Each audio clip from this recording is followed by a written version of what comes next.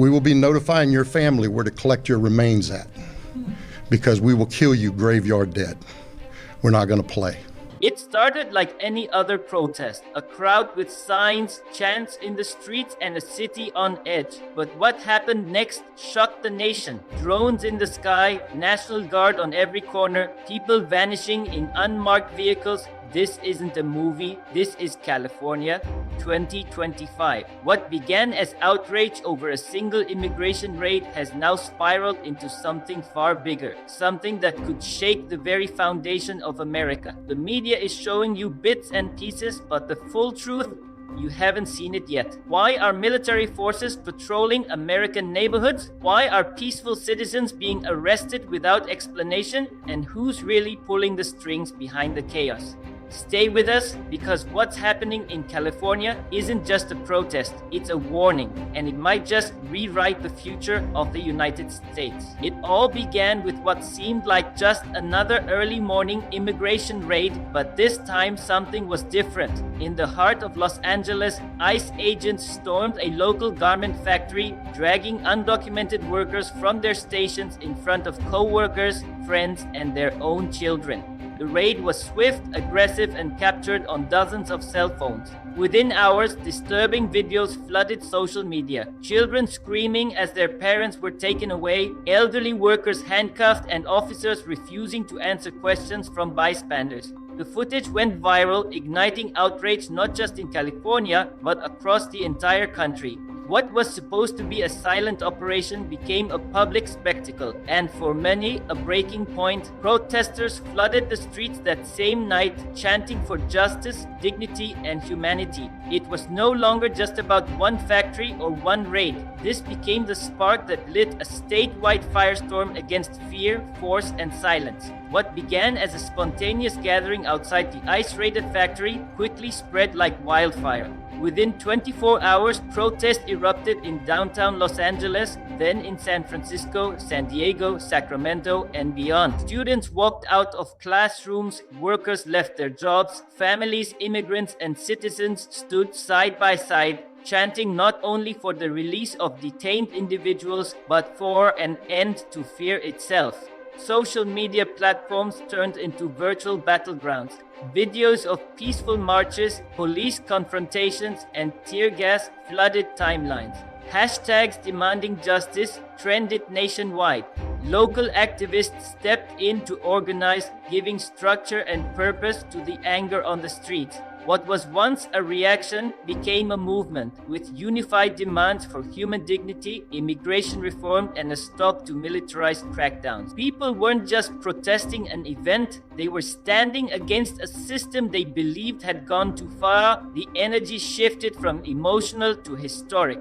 California wasn't just protesting anymore, it was rising. As protests grew louder, the government's response became darker and more alarming. Instead of opening a dialogue, federal authorities doubled down. Within 48 hours, armored vehicles rolled into parts of The National Guard was deployed without prior notice to local leaders. Streets were blocked off, helicopters circled above neighborhoods, curfews were announced, and those who defied them were detained, some without being told why. For many Californians, it felt like the city had turned into a war zone overnight. What shocked the public even more was the speed and secrecy of the response. No press conferences, no explanations, just boots on the ground and silence from Washington. Civil rights lawyers called it unconstitutional. Community leaders called it a betrayal, but for the thousands still protesting, it was fuel to keep going. Instead of calming the unrest, the government's iron-fisted tactics only made one thing clear. This protest had touched a nerve, and the system was ready to fight back. As the protests intensified, so did the mystery surrounding them. Organizers began noticing strange disruptions. Peaceful marches were suddenly interrupted by small groups of masked individuals who initiated violence,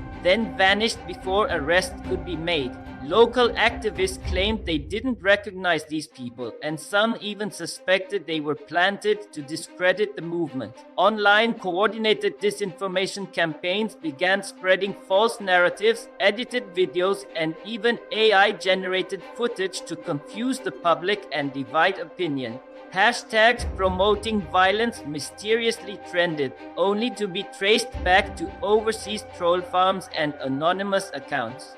Some believed foreign influence was trying to destabilize the situation, while others pointed fingers at domestic intelligence agencies creating chaos to justify a crackdown. Tensions deepened as protesters started turning on one another, unsure of who to trust. The line between truth and manipulation blurred, and a haunting question echoed through the movement. Is this protest still ours, or is someone else pulling the strings? Protesters are demanding the immediate release of detained immigrants and an end to surprise ICE raids in California. They want local authority over immigration enforcement, transparency from federal agencies, and expanded protections for undocumented families. At the core, they're calling for national immigration reform and, most of all, dignity, justice, and human rights for all. To truly make an impact and turn their demands into real change, protesters must move beyond emotion and adopt a clear, strategic approach. Staying peaceful is essential. It preserves the moral high ground and ensures public sympathy remains on their side. Organized, large-scale demonstrations that avoid violence attract media attention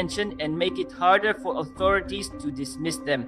Controlling the narrative through verified facts, real stories, and consistent messaging on social media helps counter misinformation and keeps the public engaged.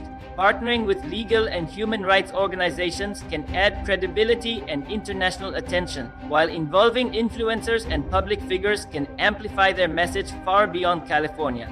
Protesters should also consider targeted economic pressure like boycotts or citywide walkouts, which speak directly to those. Most importantly, they need to shift from just marching to also proposing solutions, appointing spokespeople, meeting with lawmakers, and demanding dialogue. If they can stay united, consistent, and focused, this movement won't just make noise, it could change history. This protest, if sustained and strategically led, could ripple far beyond California and reshape national conversations on immigration, civil rights, and federal overreach. A reminder of how public resistance, when focused and united, can challenge even the most powerful systems and create lasting change.